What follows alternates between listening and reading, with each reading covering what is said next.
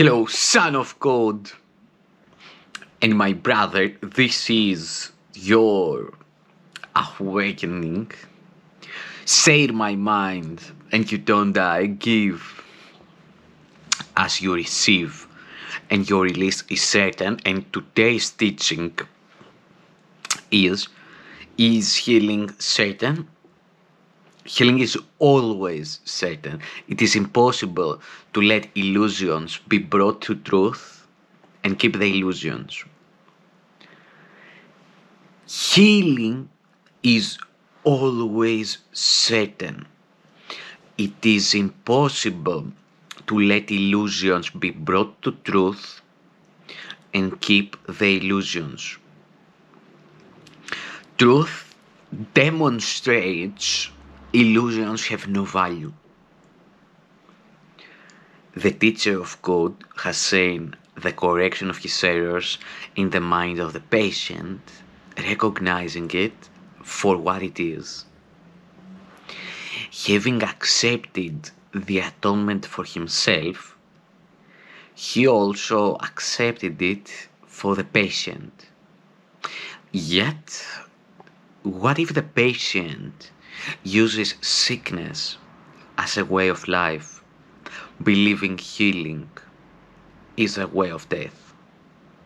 When this is so, a sudden healing might precipitate intense depression and a sense of loss so deep that the patient might even try to destroy himself.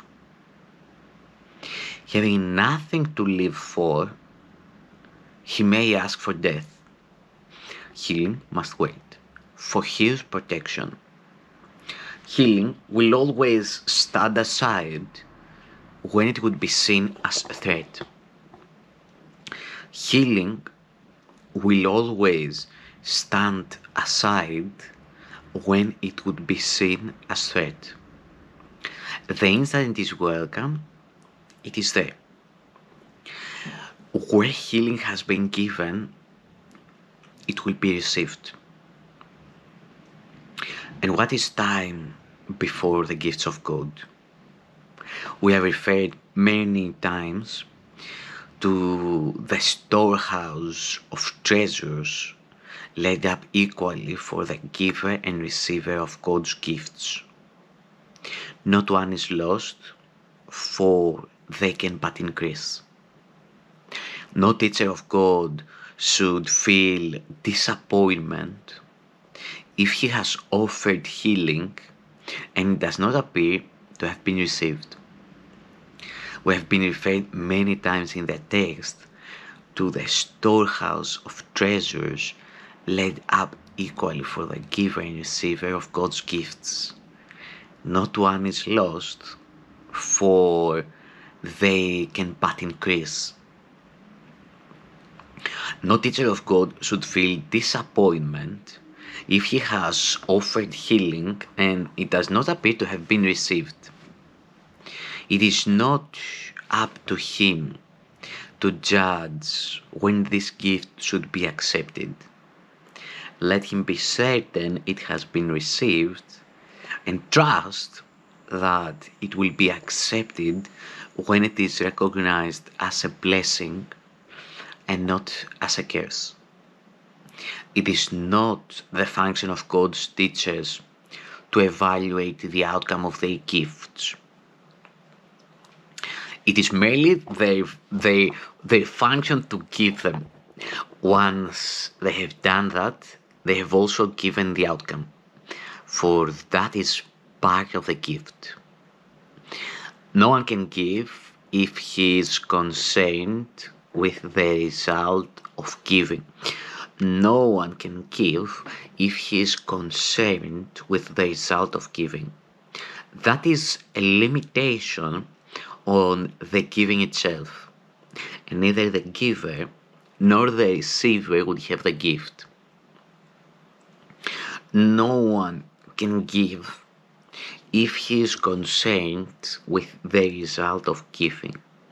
That is a limitation on the giving itself and neither the giver nor the receiver would have the gift.